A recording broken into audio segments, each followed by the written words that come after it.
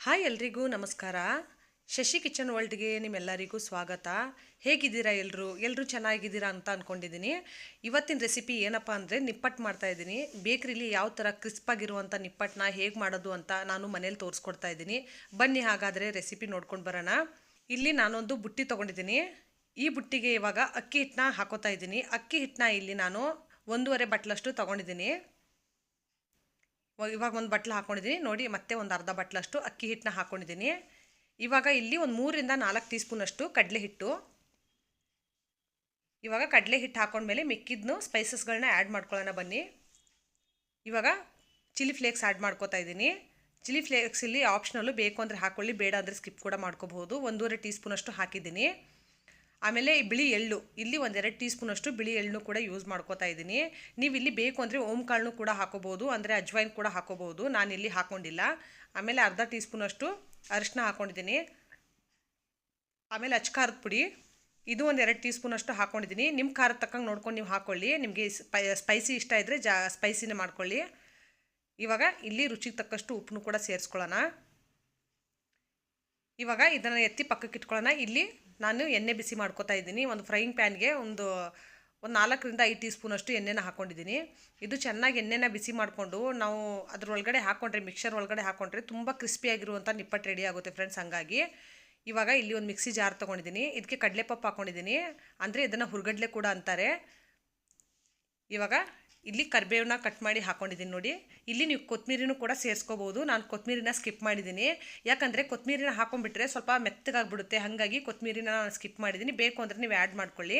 ಇವಾಗ ಇಲ್ಲಿ ಎಷ್ಟು ಹುರ್ಗಡ್ಲೆನ ತೊಗೊಂಡಿದ್ನೋ ಅಷ್ಟೇ ಹುರಿದಿರುವಂಥ ಕಡಲೆ ಬೀಜನ ತೊಗೊಂಡಿದ್ದೀನಿ, ಅಂದರೆ ಶೇಂಗಾ ಬೀಜ ಕೂಡ ತೊಗೊಂಡಿದ್ದೀನಿ. ಇದನ್ನು ತರಿತರಿಯಾಗಿ ನೋಡಿ, ಈ ಥರ ತರಿತರಿಯಾಗಿರೋಂಥ ಪೌಡ್ರ್ ಮಾಡಿಕೊಂಡು ಹಿಟ್ಟು ಒಳಗಡೆ ಆ್ಯಡ್ ಮಾಡ್ಕೊಂಡಿದ್ದೀನಿ. ಇವಾಗೆಲ್ಲನೂ ಒಂದು ಸರ್ತಿ ಡ್ರೈ ಮಿಕ್ಸ್ ಮಾಡ್ಕೊಳ್ಳೋಣ. ಈ ಥರ ಡ್ರೈ ಮಿಕ್ಸ್ ಮಾಡ್ಕೊಳ್ಳೋದ್ರಿಂದ ಏನಾಗುತ್ತೆ ಅಂದರೆ ಎಲ್ಲನೂ ಒಂದು ಕಡೆ ಹೊಂದ್ಕೊಳ್ಳುತ್ತೆ. ಇವಾಗ ಬಿಸಿ ಬಿಸಿಯಾಗಿರುವಂಥ ಎಣ್ಣೆನ ಹಾಕ್ಕೊಂಬಿಡೋಣ. ನೋಡಿ, ಬಿಸಿ ಬಿಸಿನೇ ಇದೆ, ಬಿಸಿ ಬಿಸಿ ಎಣ್ಣೆನ ಹಾಕ್ಕೊಳ್ಳಿ. ಇಲ್ಲ ನಿಮಗೆ ಇಲ್ಲಿ ಎಣ್ಣೆ ಬೇಡ ಅಂದರೆ ಸ್ಕಿಪ್ ಮಾಡಿ ತುಪ್ಪ ಬೇಕಾದರೂ ಹಾಕೋಬೋದು. ಇವಾಗ ಎಲ್ಲನೂ ಒಂದು ಸರ್ತಿ ಮಿಕ್ಸ್ ಮಾಡ್ಕೊಳ್ಳೋಣ. ಯಾಕಂದರೆ ಕೈ ಹಾಕಕ್ಕೆ ಹೋಗಬೇಡಿ, ಬಿಸಿ ಇರುತ್ತಲ್ಲ. ಹಾಗಾಗಿ ಸ್ಪೂನಿಂದ ಮೊದಲಿಗೆ ನೀವು ಮಿಕ್ಸ್ ಮಾಡ್ಕೊಳ್ಳಿ. ಇವಾಗ ಸ್ವಲ್ಪ ತಣ್ಣಗಾಗಿದೆ ಅಂದಾಗ ಕೈಯಿಂದ ಫಸ್ಟು ನೀರು ಹಾಕ್ಕೊಳ್ಳೋಕೆ ಹೋಗಬೇಡಿ, ಹಾಗೇ ಎಲ್ಲನೂ ಒಂದು ಸರ್ತಿ ಮಿಕ್ಸ್ ಮಾಡ್ಕೊಳ್ಳಿ. ಈ ಥರ ಮಾಡ್ಕೊಳ್ಳೋದ್ರಿಂದ ಒಳ್ಳೆ ಬೈಂಡಿಂಗ್ ಬರುತ್ತೆ ಫ್ರೆಂಡ್ಸ್. ಹಾಗಾಗಿ ಆಮೇಲೆ ತುಂಬಾ ಕ್ರಿಸ್ಪಿಯಾಗಿರುವಂಥ ನಿಪ್ಪಟ್ಟು ರೆಡಿ ಆಗುತ್ತೆ. ಇವಾಗ ಸ್ವಲ್ಪನೇ ಮಾಡಿ ನೀರನ್ನ ಮಿಕ್ಸ್ ಮಾಡ್ಕೊಳ್ಳೋಣ. ಮಿಕ್ಸ್ ಮಾಡಿಕೊಂಡು ಸಾಫ್ಟಾಗಿ ಇದನ್ನು ಒಂದು ಡೋ ರೆಡಿ ಮಾಡ್ಕೊಳ್ಳೋಣ. ನಾವು ತುಂಬಾ ಸಾಫ್ಟಾಗಿ ಹಿಟ್ಟನ್ನ ನಾವು ಮಾಡ್ಕೋಬೇಕಾಗುತ್ತೆ. ನೋಡಿ, ಈ ಥರ ನೀಟಾಗಿ ಹಿಟ್ಟನ್ನ ಕಲಿಸ್ಕೊಂಡು ನಾನು ಈ ಥರ ಮಾಡಿ ಇಟ್ಕೊಂಡಿದ್ದೀನಿ. ನೋಡಿ, ಕಲರ್ ಕೂಡ ಎಷ್ಟು ಚೆನ್ನಾಗಿದೆ. ಇವಾಗ ಬನ್ನಿ ನಿಪ್ಪಟ್ಟನ್ನ ತಟ್ಕೋಬೇಕಾಗುತ್ತೆ. ನಿಪ್ಪಟ್ಟನ್ನ ತಟ್ಕೊಳ್ಳೋಣ. ಇವಾಗ ಇದರ ಎತ್ತಿ ಪಕ್ಕಕ್ಕೆ ಇಟ್ಕೊಂಡಿದ್ದೀನಿ. ಇವಾಗ ಎಣ್ಣೆ ಕಾಯಕ್ಕೆ ಇಟ್ಟಿದ್ದೀನಿ, ಯಾಕಂದರೆ ಎಣ್ಣೆ ಬೇಕಲ್ಲ ನಮಗೆ ಫ್ರೈ ಮಾಡೋಕ್ಕೆ. ಹಾಗಾಗಿ ಎಣ್ಣೆನ ಹಾಕ್ಕೊಂಡಿದ್ದೀನಿ. ಇಲ್ಲಿ ಎಣ್ಣೆ ಬಿಸಿ ಆಗ್ತಾ ಇದೆ ಅಂದಾಗ ಇಲ್ಲಿ ನಾನೊಂದು ಬಟರ್ ಪೇಪರ್ ತೊಗೊಂಡಿದ್ದೀನಿ. ನಿಮ್ಮ ಹತ್ರ ಬಟರ್ ಪೇಪರ್ ಇಲ್ಲ ಅಂದರೆ ವರಿ ಮಾಡ್ಕೊಳ್ಳೋಕೆ ಹೋಗಬೇಡಿ.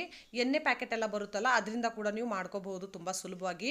ಇಲ್ಲಾಂದರೆ ಬಾಳೆ ಎಲೆ ಮೇಲೆ ಕೂಡ ಮಾಡ್ಕೋಬಹುದು. ನನ್ನ ಹತ್ರ ಬಟರ್ ಪೇಪರ್ ಇತ್ತು ಅಂದ್ಬಿಟ್ಟು ಬಟರ್ ಪೇಪರ್ ಮೇಲೆ ಸ್ವಲ್ಪ ಎಣ್ಣೆ ಹಚ್ಕೊಂಡು ಈ ಥರ ದೊಡ್ಡದಾಗಿ ಲಟ್ಟಿಸ್ಕೋತಾ ಇದ್ದೀನಿ ಫ್ರೆಂಡ್ಸ್. ನೀವು ಬೇಕು ಅಂದರೆ ಚಿಕ್ಕದಾಗಿ ನಿಪ್ಪಟ್ಟು ಕೂಡ ಕೈಯಿಂದ ತಟ್ಕೋಬೋದು, ಬಟ್ ಅದು ಸ್ವಲ್ಪ ಟೈಮ್ ಜಾಸ್ತಿ ಹಿಡಿಯುತ್ತೆ. ಹಾಗಾಗಿ ನಾನು ಬೇಗನೆ ಮಾಡ್ಕೊಳ್ಳೋಣ ಅಂದ್ಬಿಟ್ಟು ಒಂದೇ ಸರ್ತಿ ದೊಡ್ಡದಾಗಿ ಲಟ್ಟಿಸ್ಕೊಂಡು ಒಂದೇ ಸಲ 3-4 ನಿಪ್ಪಟ್ಟು ರೆಡಿ ಮಾಡ್ಕೋಬಹುದು ಅಂತ ಈ ಥರ ನಾನು ಮಾಡ್ಕೋತಾ ಇದ್ದೀನಿ. ನೀವು ಮಾಡ್ಕೋಬಹುದು, ತುಂಬಾ ಇನ್ಸ್ಟಂಟಾಗಿ ರೆಡಿ ಆಗುತ್ತೆ. ಹಾಗಾಗಿ ಇವಾಗ ನೀವು ಯಾವ ಬಟ್ಲಿಂದ, ಯಾವ ಕ್ಯಾಪಿಂದ ಯಾವ ಅಳತೆ ಬೇಕೋ ಅದರಿಂದ ಈ ಥರ ಜಸ್ಟ್ ನೀವು ಪ್ರೆಸ್ ಮಾಡಿದ್ರೆ ಸಾಕು. ಅದೇ ಅಳತೆಯಲ್ಲೇ ಸೇಮ್ ಬೇಕ್ರಿ ಥರ ಅಂದರೆ ಸೇಮ್ ಒಂದೇ ಅಳತೆ ಬರುತ್ತೆ ಫ್ರೆಂಡ್ಸ್. ನಾವು ಕೈಯಿಂದ ತಟ್ಕೊಳ್ಳೋದ್ರಿಂದ ಏನಾಗುತ್ತೆ ಗೊತ್ತಾ, ಒಂದು ದೊಡ್ಡದು ಒಂದು ಚಿಕ್ಕದು ಆಗುತ್ತೆ. ಹಾಗಾಗಿ ಈ ಥರ ಮಾಡ್ಕೊಳ್ಳೋದು ಬೆಸ್ಟು, ಆಮೇಲೆ ಬೇಗನೆ ಆಗುತ್ತೆ. ಹಾಗಾಗಿ ಇವಾಗ ನಾನು 4 ನಿಪ್ಪಟ್ಟಾಗಿದೆ ನೋಡಿ, ಒಂದು ಸಲ ತಟ್ಕೊಂಡ್ಮೇಲೆ ಆಮೇಲೆ ಎಕ್ಸ್ಟ್ರಾ ಏನು ಹಿಟ್ಟಿದೆಯಲ್ಲ ಇದನ್ನು ತೆಗೆದುಬಿಡೋಣ ನಿಧಾನಕ್ಕೆ. ನೋಡಿ, ಈ ಥರ ತೆಕ್ಕೊಂಬಿಡೋಣ. ಇದಕ್ಕೆ ನಾನು ಅಕ್ಕಿ ಹಿಟ್ಟನ್ನ ಏನು ಯೂಸ್ ಮಾಡಿದ್ದೀನಲ್ಲ ಫ್ರೆಂಡ್ಸ್, ನಾರ್ಮಲ್ ಅಕ್ಕಿ ಹಿಟ್ಟನ್ನ ಯೂಸ್ ಮಾಡ್ಕೊಂಡಿರುವಂಥದ್ದು. ನೀವು ಮಿಲ್ ಮಾಡಿಸ್ಕೊಂಡ್ಬಂದರೂ ಪರವಾಗಿಲ್ಲ, ಅಥವಾ ಎಲ್ಲಾದರೂ ಅಂಗಡಿಯಿಂದ ತೊಗೊಂಡು ಬಂದರೂ ಪರವಾಗಿಲ್ಲ. ಯಾವ ಅಕ್ಕಿ ಹಿಟ್ಟು ಬೇಕಾದರೂ ನೀವು ಯೂಸ್ ಮಾಡ್ಕೋಬೋದು. ಇದನ್ನು ಆರಾಮಾಗಿ ನೀವು 15 ಡೇಸ್ವರೆಗೂ ಸ್ಟೋರ್ ಮಾಡಿ ಇಟ್ಕೋಬೋದು ಫ್ರೆಂಡ್ಸ್. ಮಕ್ಕಳಿಗೆ ಸ್ನ್ಯಾಕ್ಸ್ ಬೇಕು ಅಂದಾಗ ಅಂಗಡಿಯಿಂದ ತಂದು ಕೊಡೋ ಬದಲು ಈ ಥರ ಮಾಡಿಕೊಟ್ರೆ ಆರಾಮಾಗಿ 15 ಡೇಸ್ವರೆಗೂ ಏರ್ಟೈಟ್ ಕಂಟೈನರಲ್ಲಿ ನೀವೇನಾದರೂ ಇಟ್ಕೊಂಡ್ರೆ ಆರಾಮಾಗಿ ಮಾಡ್ಕೋಬಹುದು. ಇವಾಗ ನಿಪ್ಪಟ್ಟನ್ನ ಎಣ್ಣೆಲಿ ಬಿಡ್ತಾ ಇದ್ದೀನಿ ನೋಡಿ ಫ್ರೆಂಡ್ಸ್. ಎಣ್ಣೆ ಮೀಡಿಯಮ್ ಟೆಂಪ್ರೇಚರಲ್ಲಿ ಇರಬೇಕು. ತುಂಬ ಜಾಸ್ತಿ ಕಾಯಿಸ್ಕೊಳ್ಳೋಕೆ ಹೋಗಬೇಡಿ, ಹಾಗಾಗೋದ್ರಿಂದ ಕ್ರಿಸ್ಪಿನೆಸ್ ಬರಲ್ಲ ನಿಪ್ಪಟ್ಟು ಒಳಗಡೆ. ಮೀಡಿಯಮಾಗಿ ಎಣ್ಣೆನೇ ಕಾಯಿಸ್ಕೊಂಡ್ಬಿಟ್ರೆ ನಿಪ್ಪಟ್ಟು ಕೂಡ ಕ್ರಿಸ್ಪಿ ಆಗುತ್ತೆ. ಆಮೇಲೆ ಚೆನ್ನಾಗಿ ಒಳ್ಳೆ ಪೂರಿ ಥರ ಉಬ್ಬಲ್ಲ, ಯಾಕಂದರೆ ಪೂರಿ ಥರ ಉಬ್ಬಬಾರ್ದು. ನೀವೇನಾದರೂ ಹೈ ಫ್ಲೇಮಲ್ಲಿ ಎಣ್ಣೆನ ತುಂಬ ಬಿಸಿ ಮಾಡ್ಕೊಂಡ್ಬಿಟ್ರೆ ಪೂರಿ ಥರ ಉಬ್ಬು ಬಿಡುತ್ತೆ. ಹಾಗಾಗಿ ಪೂರಿ ಥರ ಉಬ್ಬೋದು ಬೇಡ ನಮಗೆ ಇಲ್ಲಿ. ನೋಡಿ, ಎಲ್ಲ ನಿಪ್ಪಟ್ಟನ್ನು ಫ್ರೈ ಮಾಡ್ಕೊಳ್ಳೋಣ. ಸ್ವಲ್ಪ ಗ್ಯಾಸ್ ಸಿಮ್ಮಲ್ಲಿ ಇಟ್ಕೊಂಡು ನಿಧಾನಕ್ಕೆ ಫ್ರೈ ಮಾಡ್ಕೊಳ್ಳಿ. ಕ್ರಿಸ್ಪಿನೆಸ್ಸು ಒಳ್ಳೆ ಗೋಲ್ಡನ್ ಕಲರ್ ಬರಬೇಕು ಮೇಲೆ, ಆವಾಗಲೇ ಚಂದ. ನೋಡಿ ಇವಾಗ ನಿಪ್ಪಟ್ಟು ಪರ್ಫೆಕ್ಟಾಗಿ ಆಗಿದೆ ಫ್ರೆಂಡ್ಸ್. ಯಾಕಂದರೆ ಬಬಲ್ಸ್ ಬರ್ತಾ ಇಲ್ಲ ನೋಡಿ, ಮೇಲೆಯಿಂದ ಬಬಲ್ಸ್ ಬರೋದು ಕಮ್ಮಿ ಆಗಿದೆ. ಫಸ್ಟ್ ನಾನು ಸ್ಟಾರ್ಟಿಂಗ್ ಹಾಕಿದಾಗ ಸ್ವಲ್ಪ ಬಬಲ್ಸ್ ಎಲ್ಲ ಬರ್ತಾ ಇತ್ತು. ಇವಾಗ ಬಬಲ್ಸ್ ಬರೋದು ಸ್ಟಾಪ್ ಆಗಿದೆ ಅಂದಾಗ ಪರ್ಫೆಕ್ಟಾಗಿ ನಮ್ಮದು ನಿಪ್ಪಟ್ಟು ರೆಡಿ ಆಗಿದೆ. ಇದನ್ನು ಒಂದು ಪಾತ್ರೆಗೇನೋ ಒಂದು ಪ್ಲೇಟ್ಗೆ ಸರ್ವ್ ಮಾಡ್ಕೊಂಬಿಡೋಣ, ತೆಕ್ಕೊಂಬಿಡೋಣ ಎಲ್ಲನೂ. ಇವಾಗ ನೀವು ನೋಡಿದ್ರಲ್ಲ ಸೇಮ್ ಯಾವ ಥರ ಮಾಡಿದ್ದೀನೋ ಮಿಕ್ಕಿದ್ರೂ ನಿಪ್ಪಟ್ಟುಗಳನ್ನು ಸೇಮ್ ಅದೇ ಪ್ರೊಸೆಸಲ್ಲಿ ನಾನು ಮಾಡಿ ಎತ್ತಿಟ್ಕೊಂಡಿದ್ದೀನಿ. ತೋರಿಸ್ತೀನಿ ನೋಡಿ ಎಲ್ಲ ನಿಪ್ಪಟ್ಟು ರೆಡಿ ಆಗಿದೆ ಫ್ರೆಂಡ್ಸ್.